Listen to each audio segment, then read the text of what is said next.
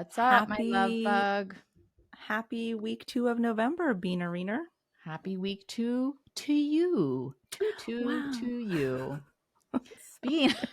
tell me something good. I feel like What I is need, happening? I don't know, do you have something like beautiful that happened this week or Oh, you just want like my something cringe or that delight right away? I kind of do? I I feel felt like like you I just went needed right it. for it. No I foreplay or nope, anything? nope, I need it Damn. immediately. Instant gratification. I have a delight. I Good, have a because I delight. was gonna say if it was cringe, keep it to yourself. I'm not interested right now. Look at my After hair. You can last tell. week's You can after last tell week's I am episode. only here for positivity right now. Okay, I'll give you my delight. Yes. TJ had this is not my delight. TJ had shoulder Oh. surgery recently, Wah, and we wah. went out for a walk to like just get Yeah. out. He's doing a great Yeah. job in his sling, by the I'm way. proud of him. Little guy. Him and his sling Um, guy. I know he's being awesome. But we went for a walk and we took Kaya for a walk, and we live near the ocean and we don't take advantage of it ever. Like it's just one Oh, of those things, when I yeah. lived near DC, I never, did the Yeah. monuments. Like it just is what you do. Um, we're walking. Monuments are. We're It is. walking. We're We're walking. walking. TJ should have been like an ecologist or some kind of like nature somebody I could see because that. he is so good at Yeah. knowing things He about fits the nature. vibe too. If you were like, he's an ecologist, it makes sense. Even his like physical appearance, it makes sense. Totally. Yeah. Yes. Like he should work at Patagonia. Hey Patagonia, give us Oh, a call. yeah. LL Bean, maybe. Yeah. REI. REI.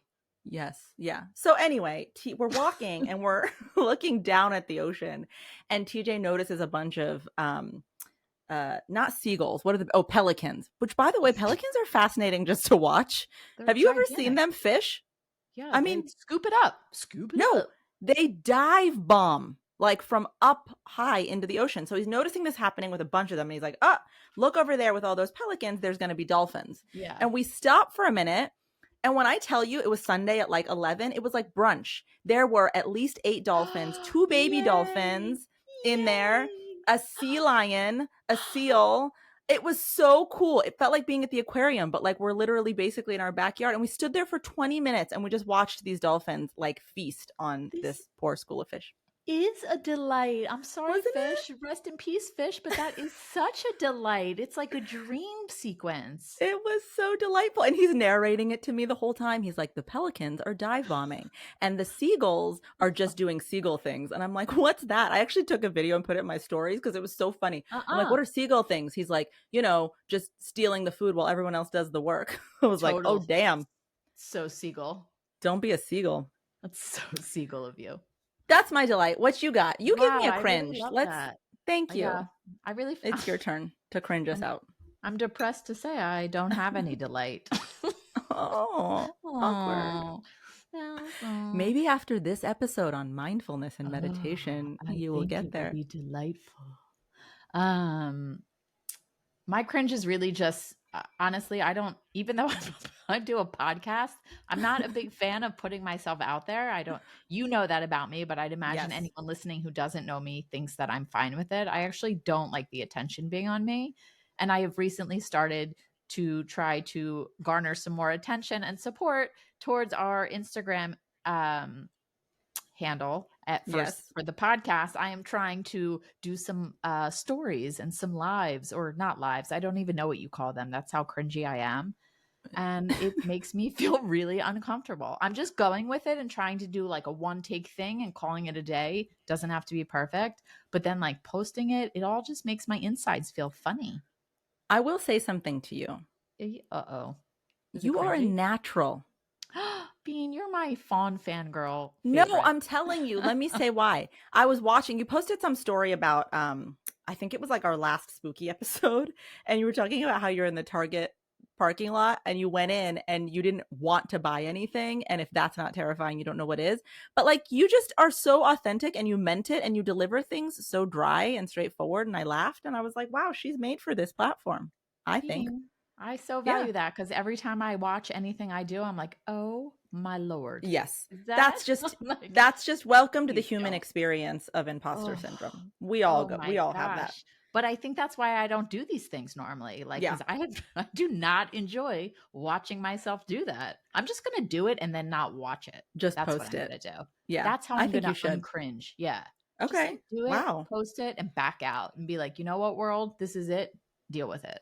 We healed that real fast. Wow. Thank you for your See, guys, time we and make effort. shit happen on this podcast. And by the way, with that said, if you feel like supporting us and you want to see us making this show and having it reach more and more people, we would so appreciate if you could please, please, please rate, review, and share. I know I'm asking to do 3 things, but it'll take like 2 minutes. So please, because the more that we can get people to listen, the more traction this podcast will have, which will mean we can just keep making episodes and hopefully contribute to your personal growth journey. So rate, review, and share, please.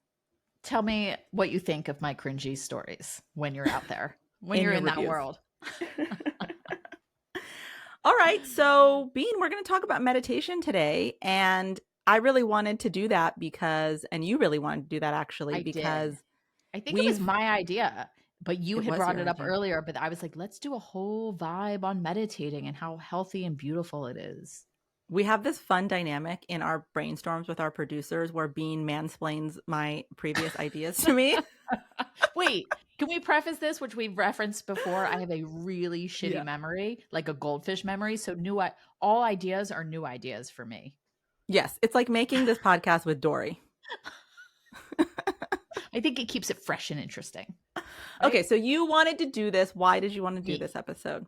Because even though I'm really bad at meditating at this current stage in my life, whenever I have been good at meditating, it has made the world of difference. And my husband is like 2 different humans. Like there's a non-meditating version and a meditating Yeah. version. Can And we it start is saying his name, by the way? You keep saying oh, husband. We got to I don't know. know. I'm all into secrecy and privacy. I guess though you could I think easily you can figure say his out. name. My Yeah. husband's name is Corey. So Okay. there's So, non-meditating Corey and there's meditating Corey. Non-meditating Corey is a little scatterbrained and all over the place and not as his attention goes in all directions. right. Meditating Corey is very mindful. He's very thoughtful. He's very careful with his actions, his Yeah. words. It's truly like medication almost. It like completely shifts his being and it shifts my being. I'm going to stop, telling him how he feels and how I feel when I meditate and how beautiful it can be to get um to that deep level that is possible, but I think people have such a misunderstanding and it feels way too challenging. Yeah. So most people are like, I can't do that. I can't shut off. So I'm just gonna forget it. I'll do something else. But I Yeah. want to And open, yeah. I have this whole Corey, concept, this business concept. I don't want to share it here actually. that's Corey right there as a business concept around this.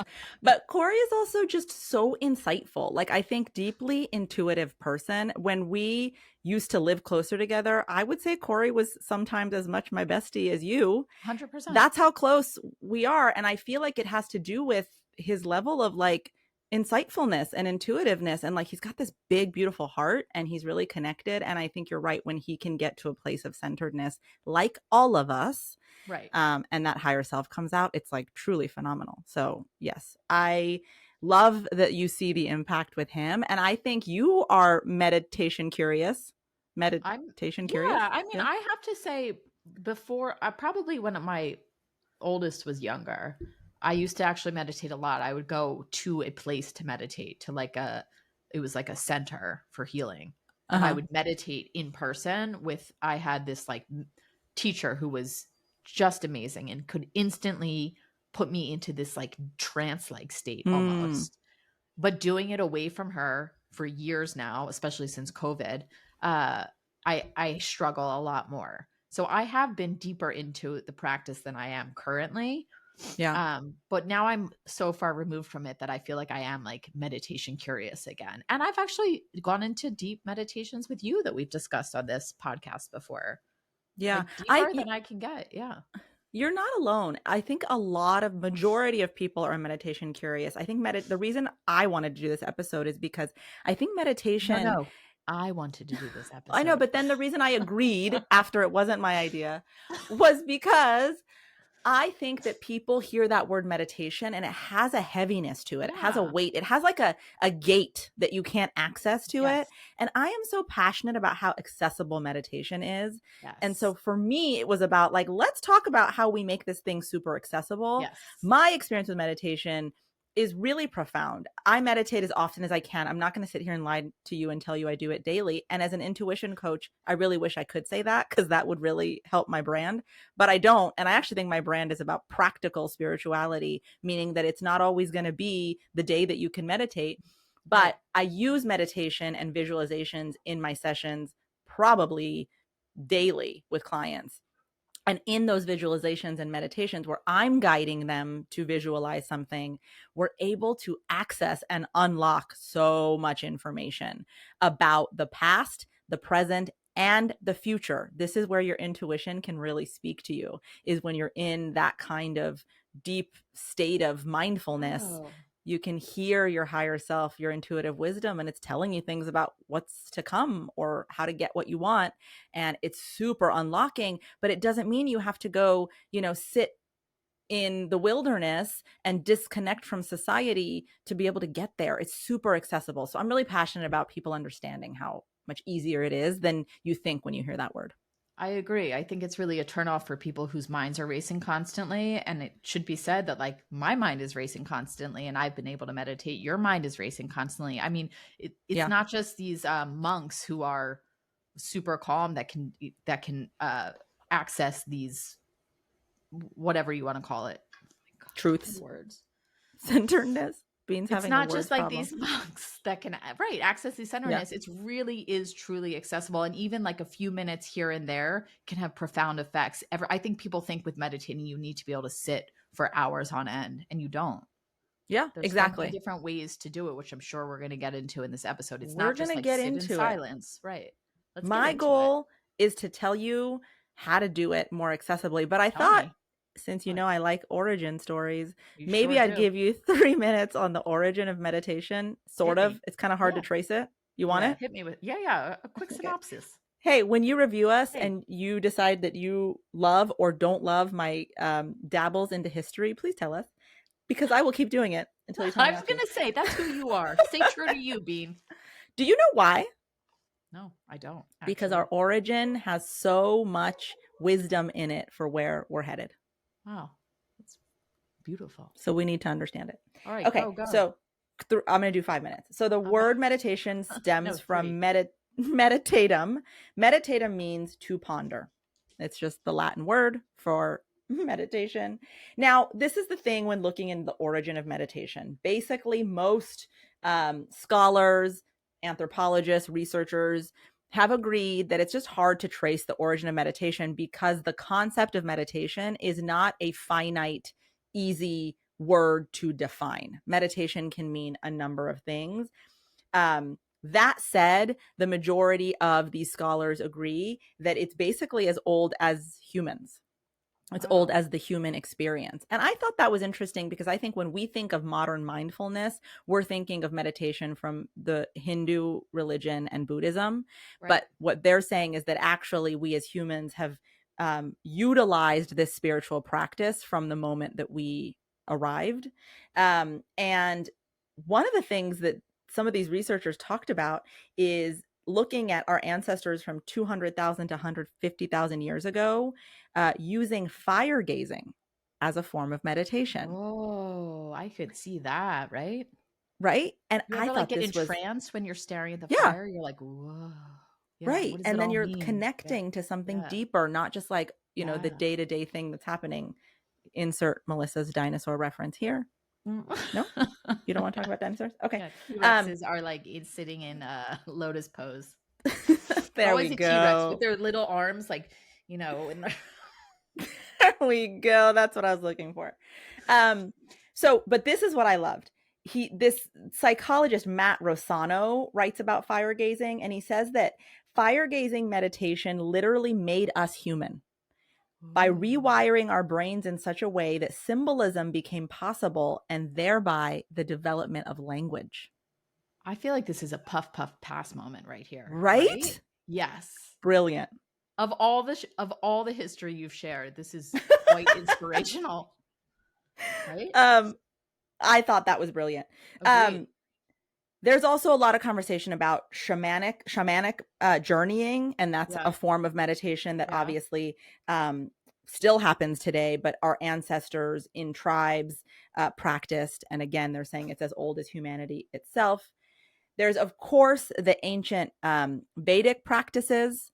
These were said to have been happening throughout India for thousands of years before they were actually then written down. So the earliest written record of meditation comes from the Hindu Vedas around 1500 Oh, BCE.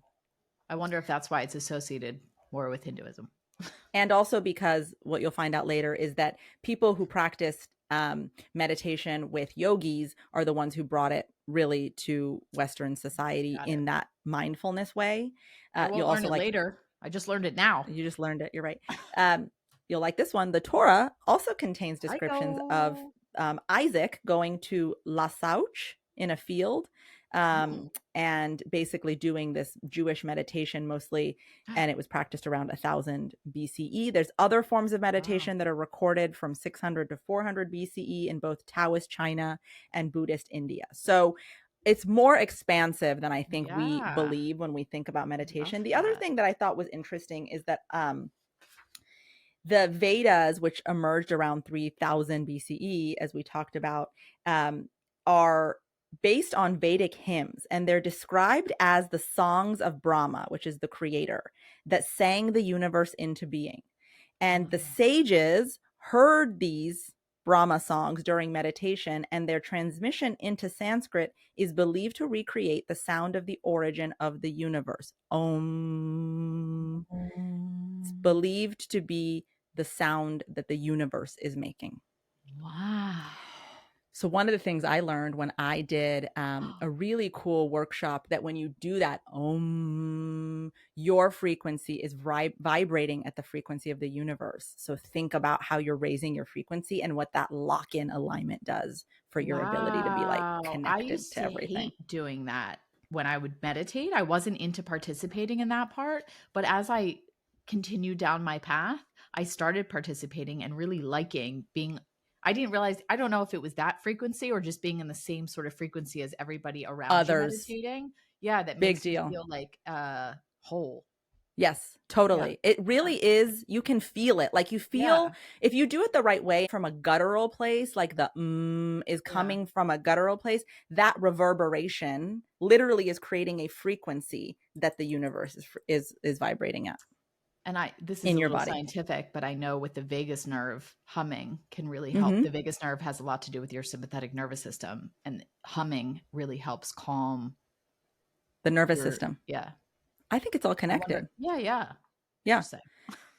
So the last thing I'll say on my little um, trip into history is that there's a common misconception that like the contemporary Western world only learned about meditation through these Eastern practices from Right. Hinduism, from Buddhism. But actually, a lot of forms of Western meditation existed in the pre-religions of most Western religions, like Christianity. So ancient Greeks have had examples of meditation. The pagans meditated. The Druids, which are pre-Christians in Wow. Ireland, used a lot of connection with nature to meditate. There's also indigenous cultures in the Americas Of that course. clearly are meditating and communing with nature. So this idea that we got, Western cultures received it only from Eastern cultures is a total myth. This was actually one of my favorite history lessons you've ever given. I don't know if it's because I too am very passionate about the topic of meditation, or if because this was truly enlightening, or both. Is it because I did it in 5 minutes? I don't know. Maybe it's because you weren't long-winded. I don't know, but I really enjoyed it and found it to be fascinating because I truthfully knew none of that. Okay, good. Well, I'm Great. so Oh, glad. thanks. Well, there you go. Great. You're welcome. Thank you. I love that. So, I mean, I think I was going to just try to speak to the benefits of it. I don't even know if I have to. I mean, it physically calms the body down. Yeah. It emotionally calms the body down. It Yep. spiritually calms the body down. It's like a cure-all. I mean, I shouldn't say that, but Yeah. it's really it's extremely therapeutic when done properly. Yeah. I mean, there's actually 5 uh, actual benefits that a lot of researchers and doctors and scientists talk about when they think about meditation. One, it gives you access to understanding your pain. Ha What? Come again? When you are in a meditative state, and we'll talk in a minute about what that means, Yeah. you're able to slow the thoughts down Yes. and get in touch with what's going on in your inner world.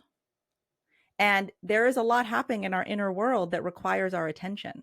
And we often ignore those things and try to find other ways to make ourselves busy, which means that those things never get attended to or healed. I think to put it into Maury speak or Bean speak, um, really when you are meditating, I think it should be noted for people who do struggle that it's not about silencing your mind. It's about recognizing your thoughts and allowing them to move on. So I Yeah. think in terms of what you do and your work, it sort of is like quieting the limiting beliefs that you hear all the time, Or seeing really them. looking at those limiting beliefs and figuring out what is the origin? What is the feeling in here that I'm having that I need to look at? So that's one. The other, like you said, it lowers your stress. It's been proven scientifically to do Yep. that. It allows us to connect better, not only to self, to source, universe, energy, whatever you want to call it, but also to each other. There is a lot of compassion that gets developed in a meditative practice for self. And when you have compassion for self, it's easier to have compassion for others. I love that. It's also shown to improve focus. And it does that by the fifth thing, reducing brain chatter, which means you're just able to quiet the mind a little bit and really focus on what it is that's happening in the present moment. I think that's the one we didn't talk about. Meditation for me is about setting down the past, setting down the future, and just holding the present. And when we can be in presence, that is the ultimate point to living and having life experiences. So many of us are walking around right now having life experiences without registering them Totally. because of that brain chatter. So the more we can learn how to just take a moment to quiet that chatter, we can really be present in that moment with those dolphins and have it be a core memory that's exciting that I can then relay a week later because I'm not thinking about a million other things when it's happening. I'm able to be present in it. I mean, truthfully, had you not been present in that moment, you guys could have probably just walked right by and Walked not past it. noticed there were dolphins and sea lion. Like such a beautiful scene in nature. You would have just So strolled right true. by if you guys were deep in conversation about something that probably wasn't as beautiful as that scene. Yeah, it's so true. I thought it was interesting too. Um, I was looking at research around meditation, and one researcher said that it's estimated that 95% of our behavior runs on autopilot, which Yeah. means that there are neural networks that underline all of our habits. And they do this by reducing millions of sensory inputs. So they're overriding our sensory inputs because they're on autopilot. Like, think about I'm going to wake up this morning and get the kids ready for school. When you're in that autopilot mode, you may just only perceive that narrative Right. rather than other things that could be going on that are calling for your attention. So to that point about presence. Right. And so I was saying go with ahead. Corey earlier that he becomes so much more mindful when he Yes. meditates. Like he Yes. becomes in that situation of, let's say, getting the kids ready, he becomes more mindful of something in the other room or things that he normally would have just, it would have been like tunnel vision, like get this done, get that done. And he'd get Yes. distracted along the way. Yeah. Right. And that's because, according to this research, the brain just defaults to these signals. It becomes so efficient in following this autopilot mode that what meditation does, and also mindfulness, which is we'll talk about the difference, is it's the exact opposite of this process. It basically interrupts this process. And I love the way this one researcher talked about it. It's executive control rather than being on autopilot, meaning that it's enabling Yeah. intentional actions, willpower, and decisions. It takes practice, but it's really about overriding the autopilot mind that's trying to move us through life and Yeah. having an intentional mind that gives us executive function over it. It's empowering. autopilot is really resonating with me because now Yeah. that I'm thinking about it, I feel like that's me literally 98% of the day. It's all just like keep going, do the next chore, do the next task, go, go, go, go. I'm not even like focusing. I'm just like know Yeah. what I need to get done. So I'm just like checking all the boxes. Yeah. That's all of us. I really do Yeah, think that yeah, yeah. I mean, that's Agreed. unfortunately the part of living in a world with so much stimulus coming at you all the time.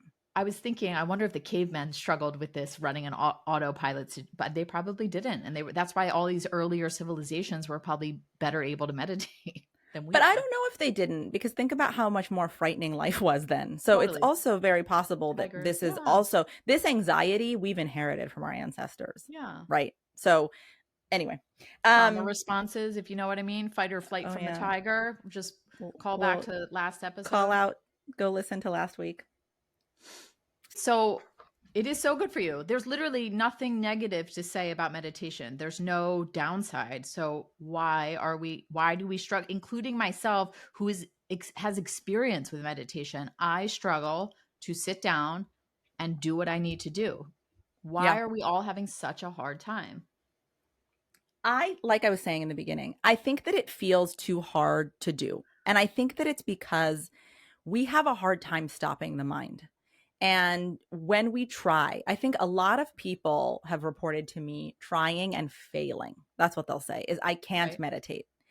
And I actually love that curiosity if you turn it from can't into I don't know if I can meditate, Right? because right then you're becoming aware. And that awareness is the entry point to meditation. Right. So, as you were saying, let's just talk about meditation for a minute. Meditation, in its most simple, basic form, is about sitting and focusing on the breath. That's all it is in the most simple form. Now, when it moves over into mindfulness, it's about then noticing what's going on in the body, in the mind, in the emotional body, in the spiritual body.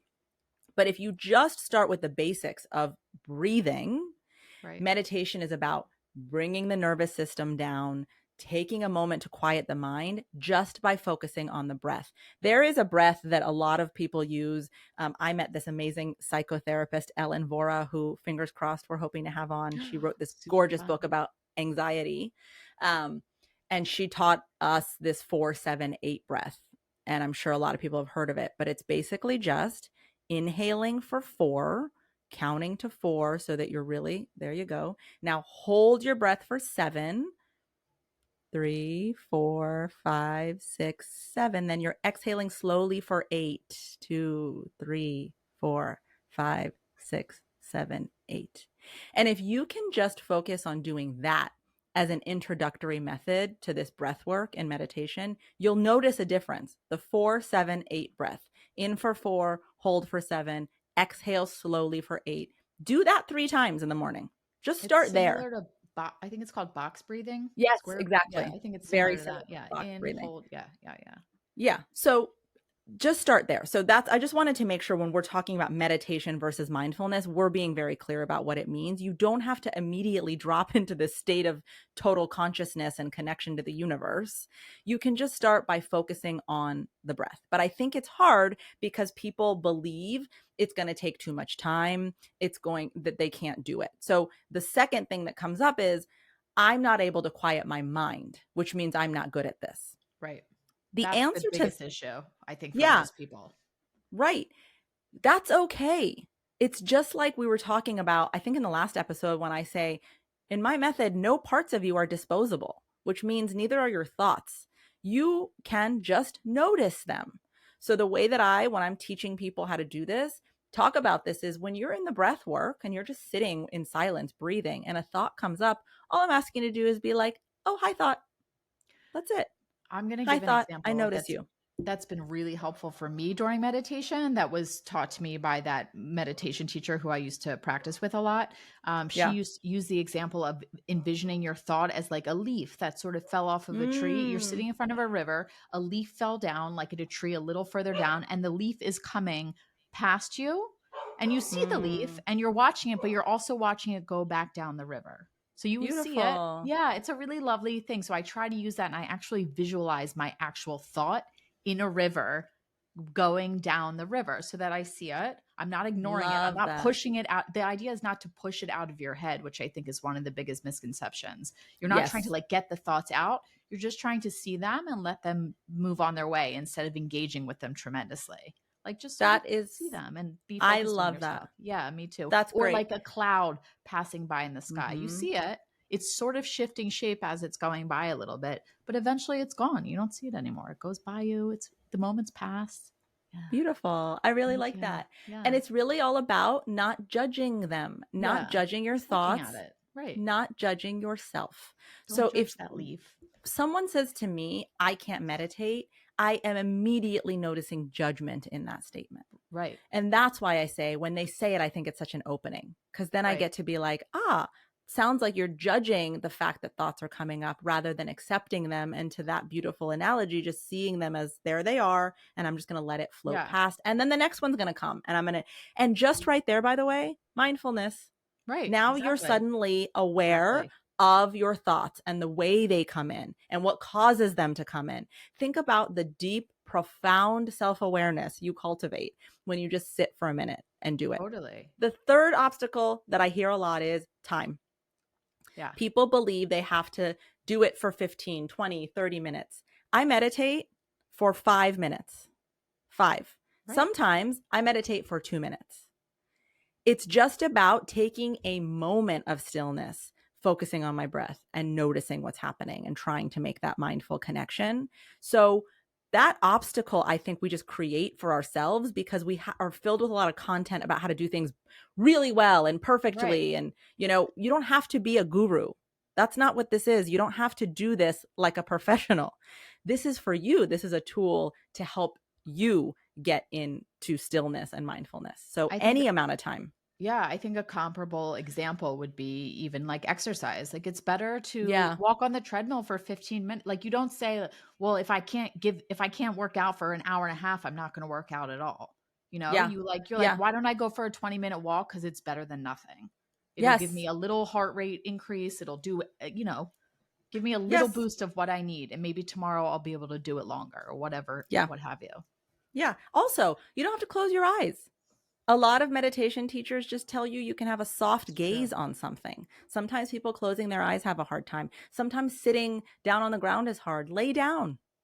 I There can have be. to close my eyes. It's funny. Yeah, me I'm too. sure. Me Yeah, too. I have to. I cannot like get out of I start looking around if my eyes are open. Although, Yes. don't you do walking meditations? I've never done Well, a walking I meditation. was just going to get into different forms of meditation. So Oh, actually, I think great. that's such a good transition. So those are the reasons why I think people don't do it. But why don't we wrap this episode up with ways that people can maybe start to do it as a Yes. way of Do it. getting there? Okay.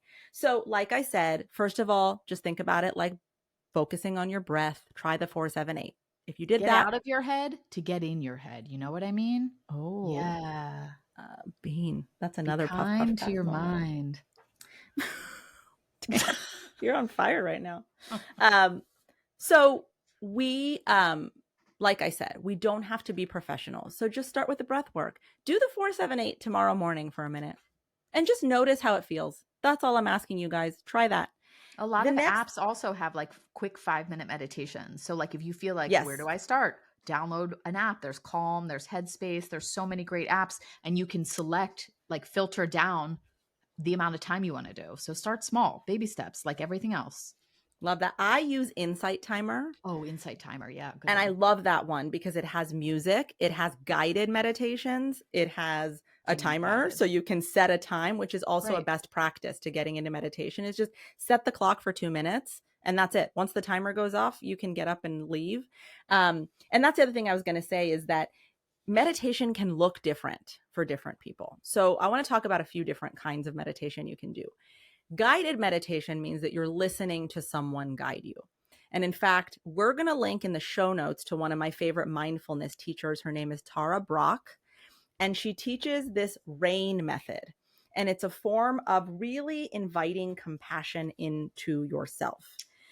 RAIN stands for recognizing what is happening, allow the experience, I investigate with interest and care, and nurture with self-compassion. So we have a little 12-minute RAIN meditation guided meditation that Tara Brach that I've used that she's done. So we'll put that in the show notes. But a guided meditation is a really great way to start.